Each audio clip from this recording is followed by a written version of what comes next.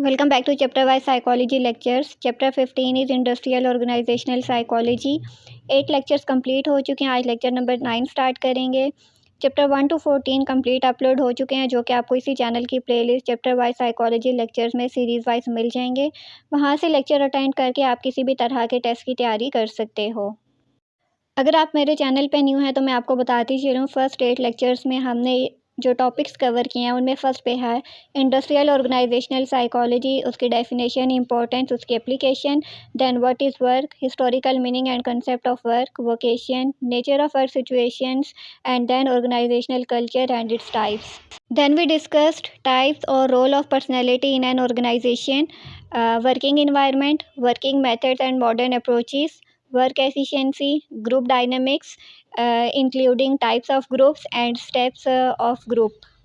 आज हम स्टार्ट करेंगे लेक्चर नंबर 9, जिसमें हम ग्रुप इफ़ेक्टिवनेस पे बात करेंगे.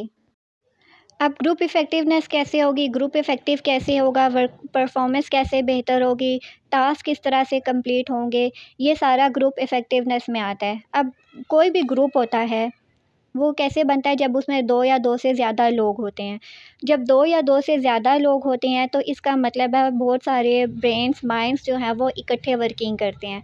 जब बहुत सारे ब्रेन्स इकट्ठे वर्किंग करते हैं, वहाँ पे ब्रेनस्टॉर्मिंग करते हैं, तो वो क्रिएटिव आइडियाज़ जनरेट करते हैं.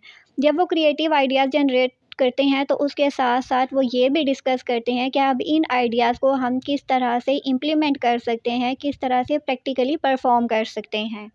तो ये जब सारी चीज़ें ग्रुप में डिस्कस होती हैं तो ग्रुप के डिसीजंस जो हैं वो एक्यूरेट होते हैं, वैलिड होते हैं और लॉन्ग लास्टिंग भी हो सकते हैं. अब ग्रुप्स में जो लोग डिसीजन बनाते हैं ना, वो क्वालिटी डिसीजंस होते हैं as compare to individual decisions. ठीक है, एक इंडिविजुअल जो है वो सिर्फ अपने पर्सपेक्टिव से सोचेगा, लेकिन जब हम ग्रुप्स में बैठ के सोचते हैं तो हम हर दूसरे इंसान के पर्सपेक्टिव से, डिफरेंट एंगल से चीज़ों को देखते हैं. जब हम डिफरेंट एंगल से चीज़ों को देखते हैं तो हम और ज़्यादा बेहतर तरीके से परफॉर्म कर सकते हैं, न्यू आइडियाज़ जनरेट कर सकते हैं. अब ग्रुप की इफ़ेक्टिवनेस जो है ना वो कुछ चीज़ों पे, कुछ फैक्टर्स पे डिपेंड करती है. For example task interdependence. Group में जितने भी मेंबर होते हैं ना, उनका टास्क जो है ना एक दूसरे से रिलेटेड होता है, वो एक दूसरे पे इंटरडिपेंडेंट होते हैं, वो एक दूसरे से आइडियाज़ शेयर करते हैं और उन सब की परफॉर्मेंस जो है ना वो ओवरऑल ग्रुप की परफॉर्मेंस देखी जाती है. और अगर एक की भी परफॉर्मेंस सही नहीं होगी तो वो ओवरऑल ग्रुप की परफॉर्मेंस को इफ़ेक्ट करेगा. ठीक है, तो इसीलिए टास्क जो हैं वो इंटरडिपेंडेंट होते हैं और इसमें देखा जाता है कि मेंबर्स जो हैं वो कितना क्लोज़ली एक दूसरे के साथ मिलकर काम करते हैं, ताकि वो किसी भी स्पेसिफ़िक टास्क को जो ऑर्गेनाइज़ेशन की तरफ से मिला है, लीडर की तरफ से मिला है, वो कंप्लीट कर सकें. तो अगर देखा जाए तो आज की पूरी दुनिया जो है ना वो एक दूसरे पे इंटरडिपेंडेंट है. कोई भी कंट्री जो है ना वो आइसोलेशन में नहीं रह सकता. इसी तरह ऑर्गेनाइजेशन में जो ग्रुप्स होते हैं ना, उनके सारे मेंबर्स जो हैं वो एक दूसरे पे इंटरडिपेंडेंट होते हैं. कोई भी आइसोलेट होके काम नहीं कर सकता. उसके बाद क्या है कि आउटकम इंटरडिपेंडेंसी, मतलब जो टास्क परफॉर्म कर रहे हैं उसका जो आउटकम निकल रहा है ना वो भी इंटरडिपेंडेंट होता है, एक दूसरे पे डिपेंडेंट होता है. और उस पे देखा जाता है कि मेंबर्स जो हैं वो कितने अवार्ड रिसीव कर रहे हैं और उनको कितनी पनिशमेंट्स जो हैं वो मिल रही हैं टास्क कंप्लीट ना करने पे. उसके बाद शेयर ड्रीम्स है. जब टास्क इंटरडिपेंडेंट है, आउटकम इंटरडिपेंडेंट है, तो इसका मतलब है कि ड्रीम्स भी आपस में शेयर्ड हैं, सिमिलर विजन है, एक ही चीज़ पे एग्री होने वाले लोग हैं. तो कोई भी ग्रुप तभी इफ़ेक्टिवली वर्कआउट कर सकेगा जब उसके शेयर्ड ड्रीम्स होंगे. जब हर इंडिविजुअल का अपना अलग अलग ड्रीम होगा तो वो कभी भी ग्रुप में इकट्ठे काम नहीं कर सकेंगे. तो ग्रुप में हमेशा वही लोग काम कर सकते हैं जिनका शेयर्ड ड्रीम होता है.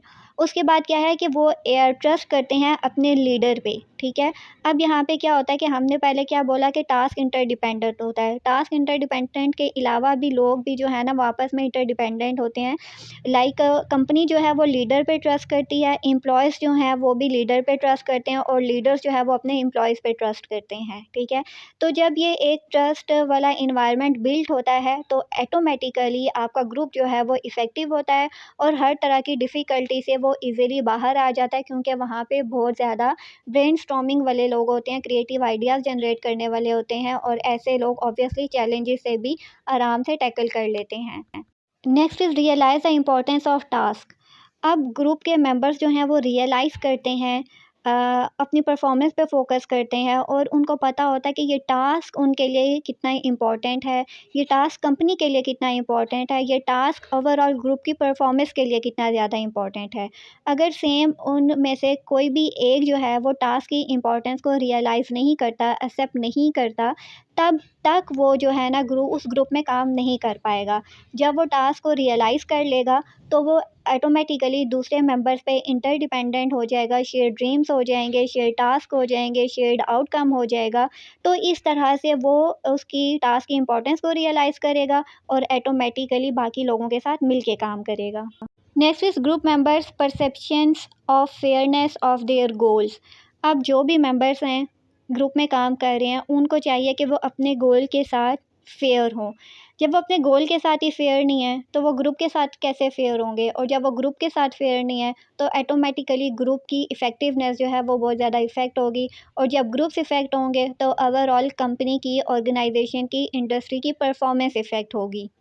इसीलिए ये बहुत ज़्यादा ज़रूरी है कि ग्रुप मेंबर्स जो हैं वो अपने गोल्स के साथ फेयर रहें। ठीक है, तो अगर ग्रुप के साथ फेयर नहीं होंगे तो ग्रुप की इफ़ेक्टिवनेस जो है वो ऑटोमेटिकली कम हो जाएगी। अब कोई सवाल हो तो कमेंट्स में पूछ लीजिएगा, मैं आंसर करने की कोशिश करूँगी। नेक्स्ट वीडियो में हम वर्क इंसेंटिव्स की बात करेंगे और देखेंगे कि इंसेंटिव्स जो हैं वो एम्प्लॉयज़ को किस तरह से मोटिवेट करते हैं। तो नेक्स्ट वीडियो में मिलेंगे, टिल देन टेक केयर, अल्लाह हाफ़िज़।